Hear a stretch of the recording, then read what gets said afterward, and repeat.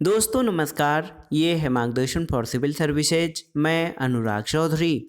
दोस्तों TGT PGT नागरिक शास्त्र रिमाइंडर श्रृंखला के अंतर्गत इस वीडियो में प्रस्तुत है नागरिक शास्त्र अथवा राजनीति विज्ञान के महत्वपूर्ण प्रश्नों का वन लाइनर रिवीजन नोट्स, जो आपके आगामी परीक्षाओं जैसे TGT PGT, LT grade, government inter college प्रवक्ता, गवर्नमेंट डिग्री कॉलेज, उच्चतर शिक्षा असिस्टेंट प्रोफेसर, केंद्रीय विद्यालय संगठन और नेट जेआरएफ के लिए बहुत ही उपयोगी है।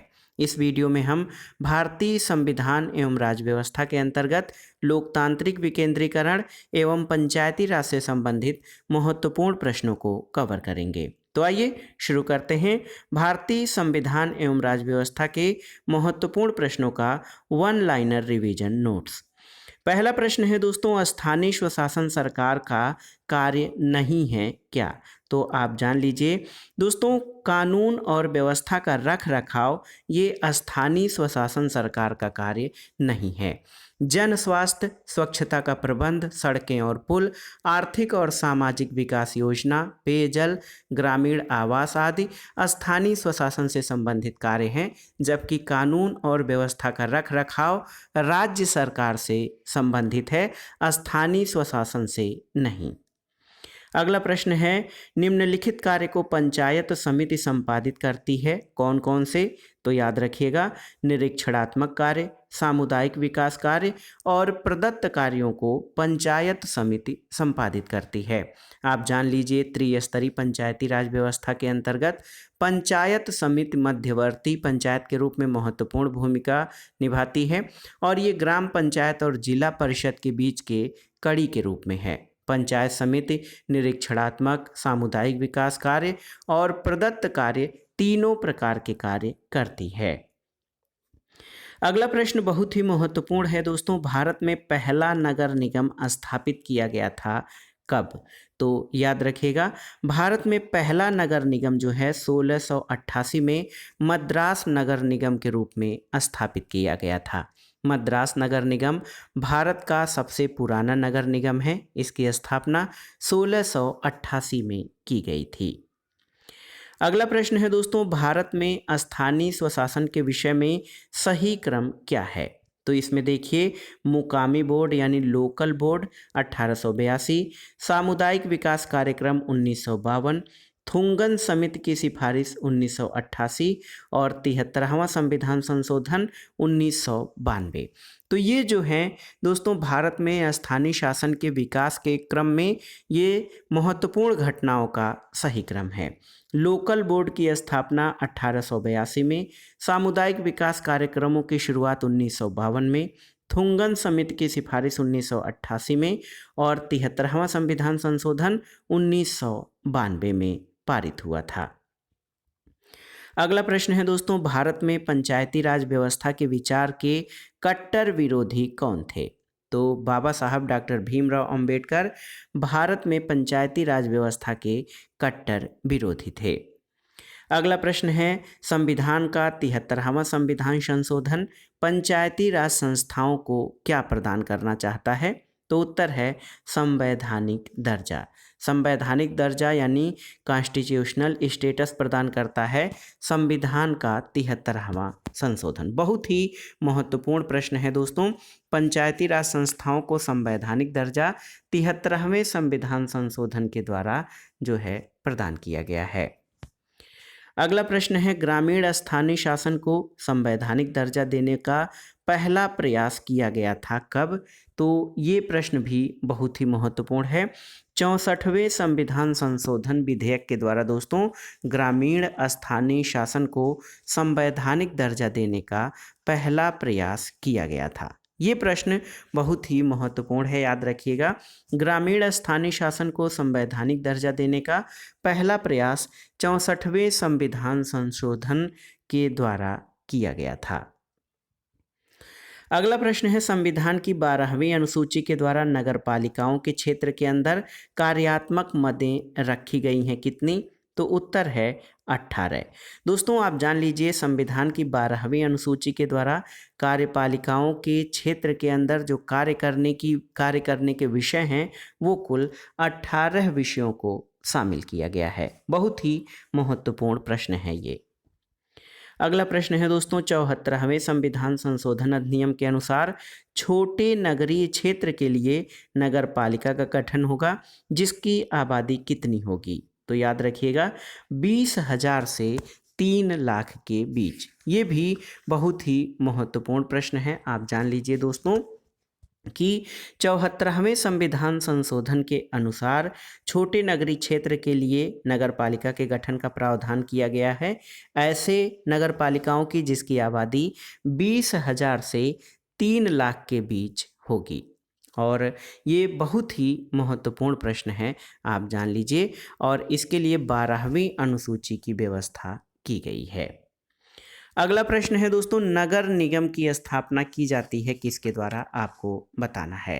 तो बहुत ही महत्वपूर्ण प्रश्न है, आपसे पूछा गया है कि नगर निगम की स्थापना की जाती है किसके द्वारा? तो राज्य विधानमंडल के अधिनियम के द्वारा नगर निगम की स्थापना की जाती है। आप जान लीजिए नगर निगम नगरीय शासन की उच्चतम इकाई है और दिल्ली को छोड़कर सभी नगर निगम राज्य विधायिका द्वारा पारित एक विशेष अधिनियम के अंतर्गत स्थापित किए गए हैं, जबकि दिल्ली नगर निगम की स्थापना का अधिकार संसद के अधीन है। अगले प्रश्न पर चलते हैं दोस्तों भूदान, ग्राम दान और जीवन दान में से कौन सा विचार जेपी ने विनोबा भावे से लिया है? तो ये हैं भूदान और ग्रामदान का विचार। तो आप जानते हैं भूदान आंदोलन के प्रणेता आचार्य विनोबा भावे थे और इन्होंने आंध्र प्रदेश के तेलंगाना क्षेत्र के पोचमपल्ली ग्राम से भूदान आंदोलन शुरू किया था।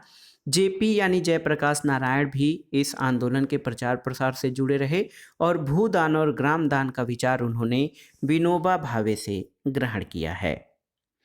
अगला प्रश्न है दोस्तों भारत में स्थानीय स्वशासन के जनक के रूप में किसे जाना जाता है?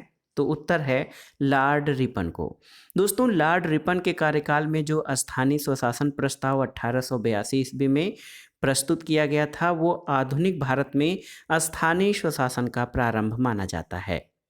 लॉर्ड रिपन को स्थानीय स्वशासन का पिता कहा जाता है और इन्होंने प्रांतीय सरकारों को आज्ञा दी कि वे प्रांतीय और स्थानीय नागरिक वित्तीय साधनों का एक सर्वेक्षण करें, जिससे कि ये निश्चित किया जा सके कि किन किन क्षेत्रों का जो है दोस्तों किन किन मदों का आम व्यय स्थानीय प्रशासन के सुपुर्द किया जा सकता है। अगला प्रश्न है भारत में स्थानीय स्वशासन का जनक किसे कहा जाता है? तो लॉर्ड रिपन को। भारत में सबसे पहले पंचायती राज व्यवस्था लागू की गई कहाँ पर? तो उत्तर है राजस्थान में। आप जान लीजिए दोस्तों भारत में सबसे पहले पंचायती राज व्यवस्था की स्थापना जो है ये राजस्थान राज्य में की गई थी और भारत में त्रिस्तरीय पंचायती राज व्यवस्था की स्थापना की सिफारिश बी.आर. मेहता समिति यानी बलवंत राय मेहता समिति 1957 के द्वारा की गई थी और समिति की सिफारिशों के आधार पर राजस्थान की विधानसभा ने 2 सितंबर 1959 को पंचायती राज अधिनियम पारित किया और इस अधिनियम के प्रावधानों के अनुरूप पंडित जवाहरलाल नेहरू ने 2 अक्टूबर 1959 को राजस्थान के नागौर जिले में पंचायती राज व्यवस्था का उद्घाटन किया था। राजस्थान के बाद आंध्र प्रदेश पंचायती राज प्रणाली को लागू करने वाला देश का दूसरा राज्य है। अगला प्रश्न है दोस्तों बलवंत राय मेहता समिति किससे संबंधित है? तो उत्तर है पंचायती राज से संबंधित है बलवंत राय मेहता समिति। अगला प्रश्न है भारत में पंचायती राज का प्रारंभ किस वर्ष हुआ था? तो उत्तर है 1959 में। भारत में पंचायती राज व्यवस्था का शुभारंभ 1959 में राजस्थान राज्य में हुआ था और आप जान लीजिए 2 अक्टूबर 1959 को राजस्थान के नागौर जिले में पंचायती राज का उद्घाटन भारत के प्रथम प्रधानमंत्री पंडित जवाहरलाल नेहरू के द्वारा किया गया था। अगला प्रश्न है दोस्तों त्रिस्तरीय पंचायती राज व्यवस्था का सबसे पहले उद्घाटन 1959 में किया गया था कहाँ पर? तो उत्तर है राजस्थान के नागौर जिला में। अगला प्रश्न है दोस्तों भारत में पंचायती राज की अनुशंसा किसके द्वारा की गई? तो बलवंत राय मेहता समिति रिपोर्ट 1957 द्वारा भारत में पंचायती राज की सिफारिश की गई थी। अगला प्रश्न है दोस्तों पंचायती राज व्यवस्था का उद्घाटन राजस्थान में पूर्व प्रधानमंत्री जवाहरलाल नेहरू द्वारा कब किया गया?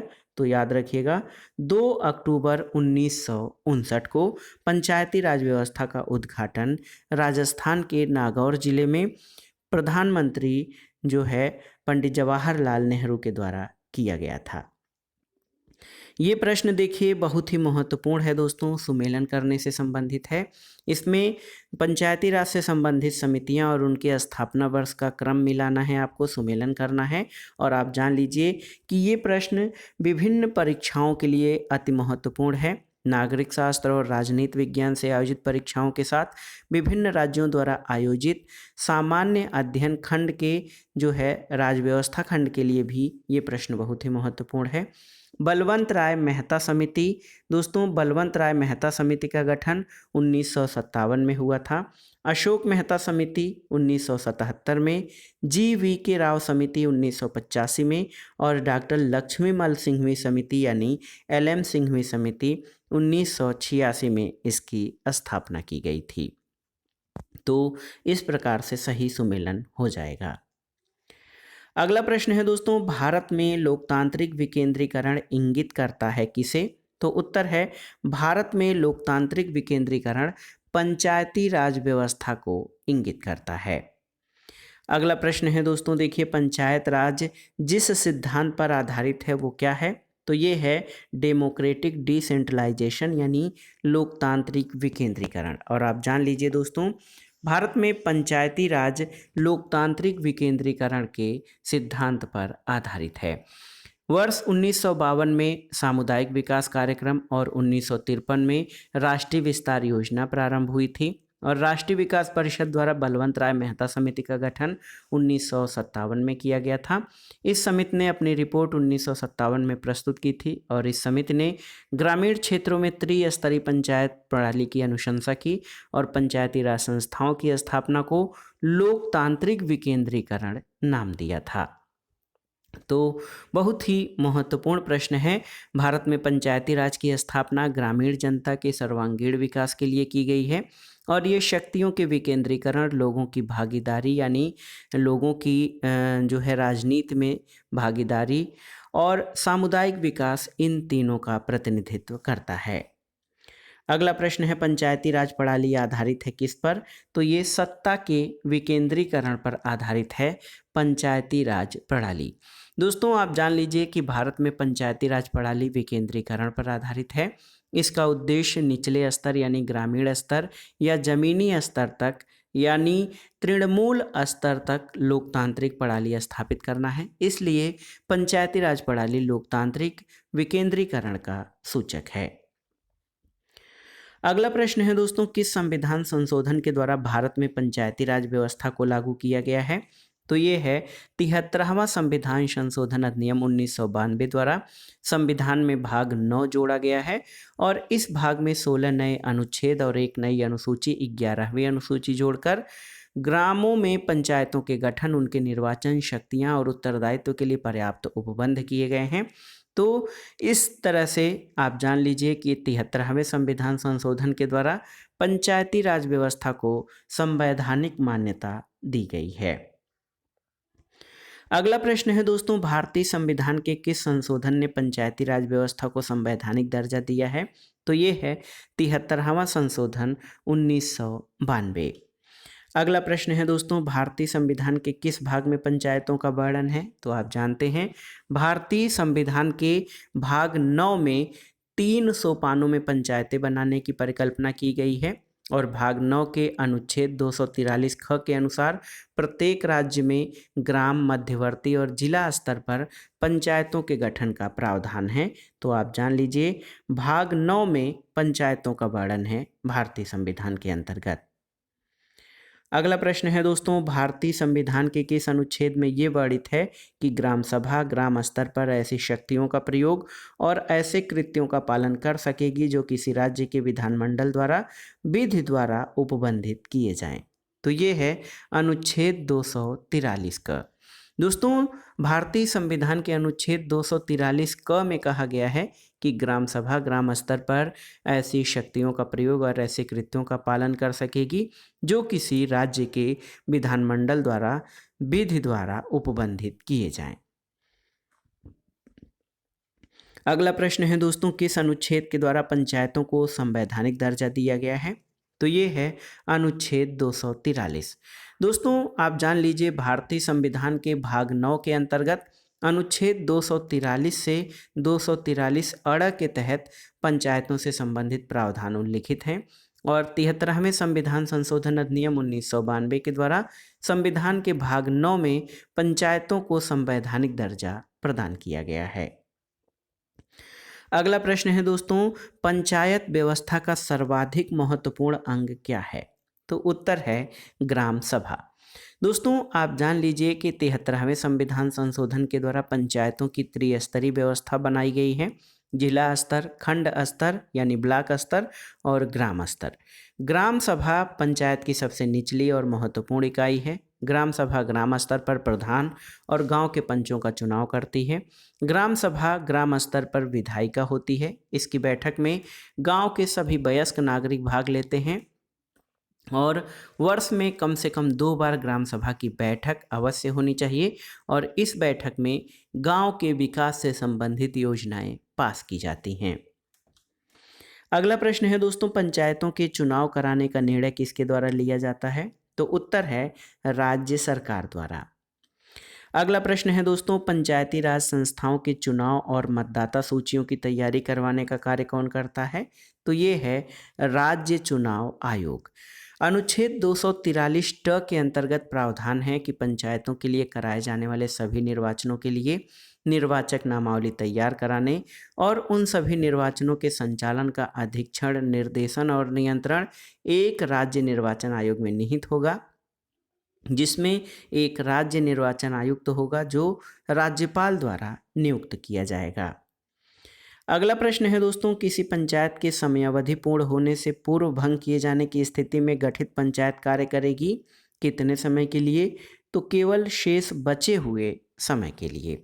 दोस्तों संविधान के अनुच्छेद 243 अंग में पंचायतों की अवधि या कार्यकाल दी गई है। इसके अनुसार प्रत्येक पंचायत की अवधि प्रथम अधिवेशन से 5 वर्ष तक होती है और किसी पंचायत की अवधि में समाप्ति के पूर्व उसके विघटन की स्थिति में गठित की गई जो नई पंचायत है केवल बचे हुए शेष समयावधि के लिए कार्य करती है और किसी पंचायत के समय पूर्व भंग होने की स्थिति में 6 माह के भीतर चुनाव कराना जरूरी होता है, लेकिन यदि बची हुई शेष अवधि 6 माह से कम हो तो उसका चुनाव कराना जरूरी नहीं है। अगला प्रश्न है दोस्तों, भारतीय संविधान की 11वीं अनुसूची का संबंध किससे है? तो उत्तर है पंचायती राज से। और भारतीय संविधान की 11वीं अनुसूची में उल्लिखित ग्रामीण स्थानीय निकायों को निर्दिष्ट विषयों की संख्या कितनी है? तो ये है 29। दोस्तों भारतीय संविधान की 11वीं अनुसूची का संबंध पंचायती राज से है और 11वीं अनुसूची में कुल 29 विषयों का उल्लेख किया गया है जिन पर पंचायतों को विधि बनाने की शक्ति दी गई है। पंचायती राज्य सूची का विषय है। अगला प्रश्न है दोस्तों, बहुत ही महत्वपूर्ण प्रश्न है, ये अनुसूची से संबंधित है। यहाँ पे पूछा गया है कि भारतीय संविधान की 11वीं अनुसूची किससे संबंधित है? तो ये पंचायतों से संबंधित है। अगला प्रश्न है दोस्तों, नीचे से योजना बनाना किसका हिस्सा है? तो ये तृणमूल लोकतंत्र का हिस्सा है। निचले स्तर से योजना का निर्माण तृणमूल लोकतंत्र, जिसको ग्रास रूट डेमोक्रेसी कहा जाता है, इसको सामान्य रूप से कहा जाए जमीनी स्तर पर लोकतंत्र। और दोस्तों आप जान लीजिए कि जमीनी स्तर पर लोकतंत्र का जो संबंध है वो लोकतांत्रिक विकेंद्रीकरण से है और इस लोकतांत्रिक विकेंद्रीकरण को ही पंचायती राज कहा जाता है। इसका उद्देश्य है जन भागीदारी या जन सहभागिता को बढ़ाकर विकास के निचले स्तर तक ले जाना। अगला प्रश्न है दोस्तों, स्थानीय स्वशासन किस शासन व्यवस्था का आधार है? तो उत्तर है लोकतंत्र का। और नगर निगम का औपचारिक प्रमुख कौन होता है आपको बताना है? तो उत्तर है चुना हुआ मेयर। दोस्तों बहुत ही महत्वपूर्ण प्रश्न है आपका कि नगर निगम का औपचारिक प्रमुख कौन होता है? तो ये चुना हुआ मेयर है। नगर का मेयर नगर का प्रथम नागरिक होता है। वो नगर निगम का पदेन सदस्य होता है और कार्यकारिणी समिति का पदेन सभापति होता है, लेकिन वह कार्यपालिका मशीनरी पर पूर्ण नियंत्रण नहीं रखता है। नगर पालिका एक प्रशासनिक इकाई होती है जिसमें स्पष्ट रूप से परिभाषित क्षेत्र होता है, इसकी जनसंख्या भी अंकित होती है। एक नगर निगम यानी नगर पालिका में प्रायः एक महापौर प्रशासनिक अधिकारी होता है। इसके ऊपर नगर परिषद या न्यायपालिका परिषद का नियंत्रण होता है।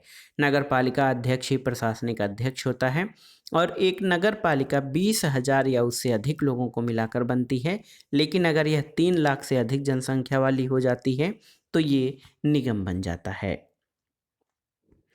अगला प्रश्न है, संपत्ति, वाहन बिक्री तथा मनोरंजन में से किस पर कर लगाने के लिए नगर निगम को अधिकार नहीं है? तो उत्तर है बिक्री कर लगाने के लिए दोस्तों नगर निगम प्राधिकृत नहीं है।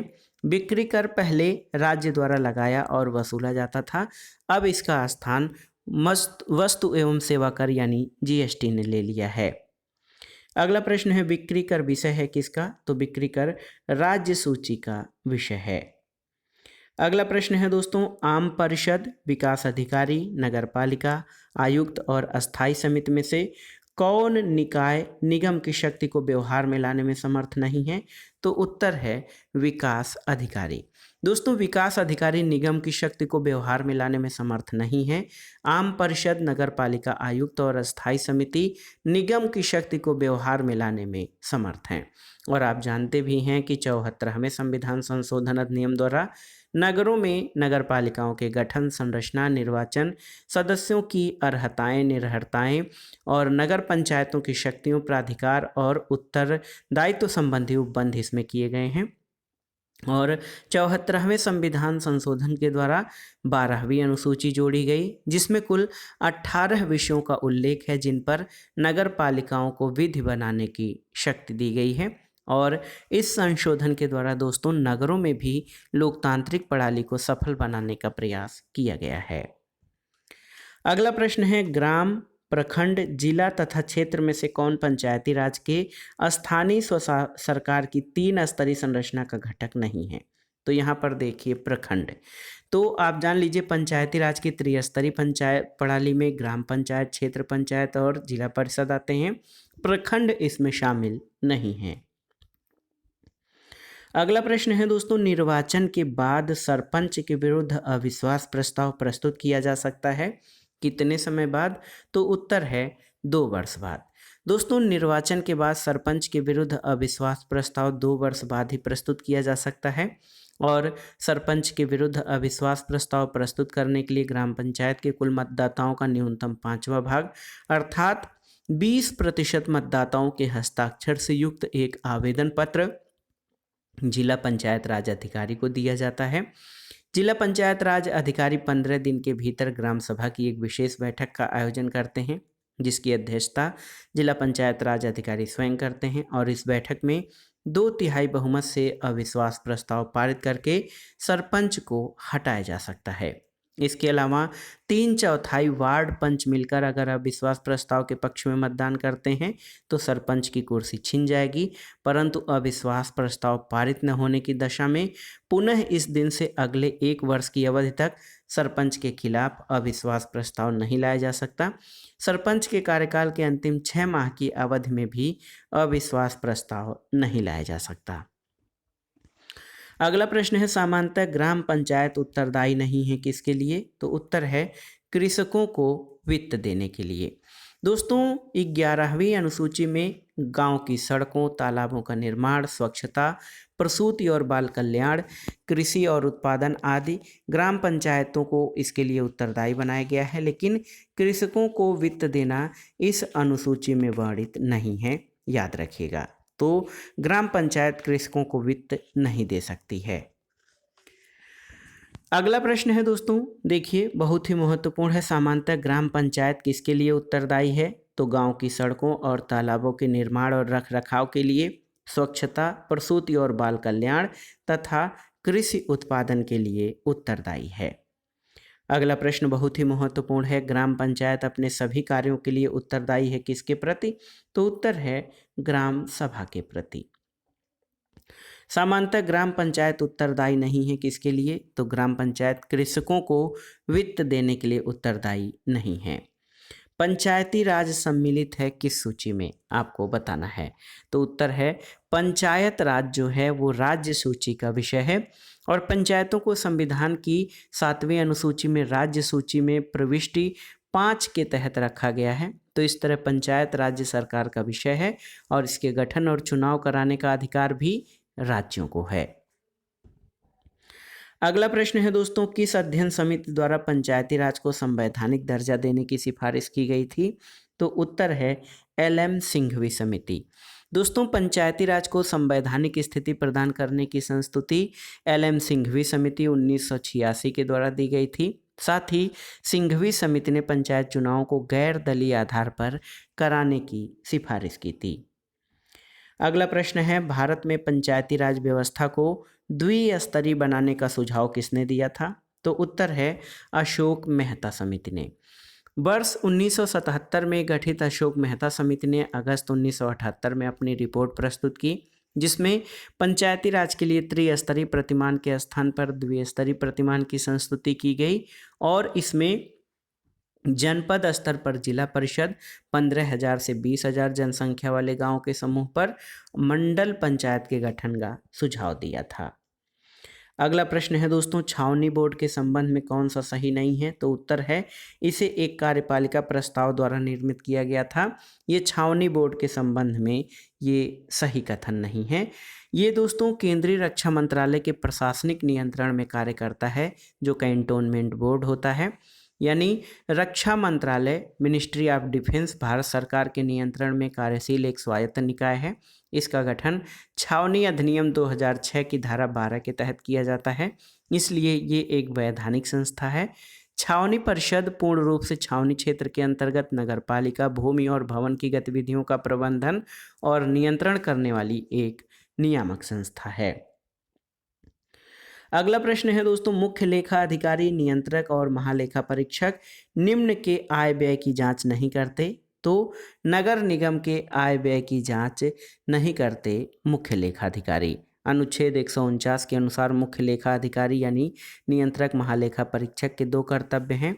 अकाउंटेंट के रूप में वो भारत की संचित निधि से निकाली जाने वाली सभी रकमों पर नियंत्रण रखता है और दूसरा, ऑडिटर के रूप में वह संघ और राज्यों के सभी खर्चों की लेखा परीक्षा यानी ऑडिट करता है। इसमें सरकारी उपक्रमों के आय व्यय की लेखा परीक्षा शामिल है। और आप जान लीजिए दोस्तों कि बहुत ही महत्वपूर्ण है कि इसमें क्या है कि नगर निगम के आय व्यय की जांच मुख्य लेखाधिकारी द्वारा नहीं की जाती है। अगला प्रश्न है, भारतीय संविधान की 12वीं अनुसूची में उल्लिखित नगरीय निकायों को निर्दिष्ट विषयों की संख्या कितनी है?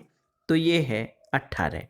आप जान लीजिए दोस्तों, भारतीय संविधान की 12वीं अनुसूची अनुच्छेद 243 ब में उल्लिखित नगरीय निकायों को विनिर्दिष्ट विषयों की संख्या 18 है। आप जान लीजिए दोस्तों, 73वें संविधान संशोधन द्वारा पंचायती राज संस्थाओं को और 74वें संविधान संशोधन के द्वारा नगर पालिकाओं को संवैधानिक मान्यता दी गई है। 74वें संविधान संशोधन द्वारा संविधान में भाग 9 का जोड़ा गया और उसमें 18 अनुच्छेद और एक अनुसूची 12वीं अनुसूची जोड़ी गई थी। अगला प्रश्न है, संविधान के किस अनुच्छेद के अंतर्गत ग्राम पंचायतों के गठन का प्रावधान है? तो ये है अनुच्छेद 40।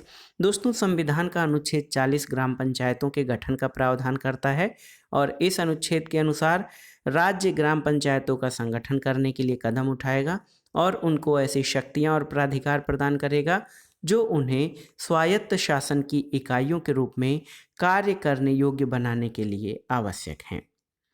अगला प्रश्न है, भारत में स्वतंत्रता प्राप्ति के पश्चात पहला वित्त निगम कौन था? तो ये था पुनर्वास वित्त निगम। दोस्तों, आप जान लीजिए कि भारत में स्वतंत्रता प्राप्ति के बाद स्थापित पहला निगम पुनर्वास एवं वित्त निगम था। इसकी स्थापना 1948 में हुई थी। इसके अतिरिक्त जो जीवन बीमा निगम है, आप जान लीजिए इसकी स्थापना 1956 में, इंडियन एयरलाइंस कॉरपोरेशन 1953 में और इंडिया इंटरनेशनल की स्थापना 1953 में की गई थी। अगला प्रश्न है दोस्तों, पंचायत समिति के सदस्यों को, तो याद रखिएगा, पंचायत समिति के सदस्यों को जनता प्रत्यक्ष रूप से निर्वाचित करती है।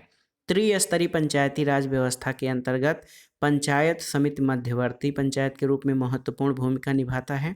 यह ग्राम पंचायत और जिला पंचायत के बीच कड़ी का कार्य करता है और लगभग 5000 की आबादी पर जो निर्धारित प्रत्येक प्रादेशिक निर्वाचन क्षेत्र से पंचायत समिति के लिए एक प्रतिनिधि पंचायत समिति सदस्य के रूप में मतदाताओं के द्वारा प्रत्यक्ष रूप से चुना जाता है। अगला प्रश्न और आज के वीडियो का आखिरी प्रश्न है, राज्य सरकार और स्थानीय सरकारों के मध्य राजस्व विभाजन के लिए कौन उत्तरदायी है? तो उत्तर है राज्य वित्त आयोग।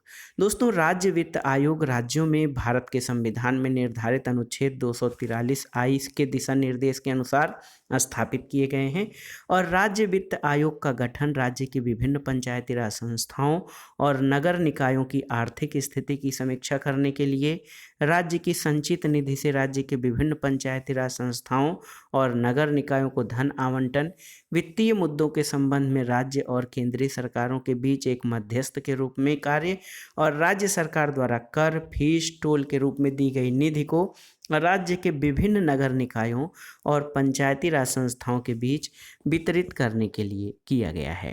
तो राज्य वित्त आयोग दोस्तों राज्य सरकार और स्थानीय सरकारों के मध्य राजस्व विभाजन के लिए उत्तरदायी है। तो दोस्तों, ये था आज का वीडियो टीजीटी पीजीटी नागरिक शास्त्र रिमाइंडर श्रृंखला के अंतर्गत पंचायती राज और लोकतांत्रिक विकेंद्रीकरण से संबंधित महत्वपूर्ण प्रश्नों का वन लाइनर रिवीजन नोट्स, जो आपके आगामी विभिन्न परीक्षाओं के लिए बहुत ही उपयोगी है। आप इन प्रश्नों को तैयार कर लीजिएगा। वीडियो आपको कैसा लगा हमें कमेंट बॉक्स में ज़रूर बताइएगा। वीडियो को लाइक करें, शेयर करें और इस चैनल मार्गदर्शन फॉर सिविल सर्विसेज को सब्सक्राइब करें। वीडियो देखने के लिए धन्यवाद दोस्तों। नमस्कार।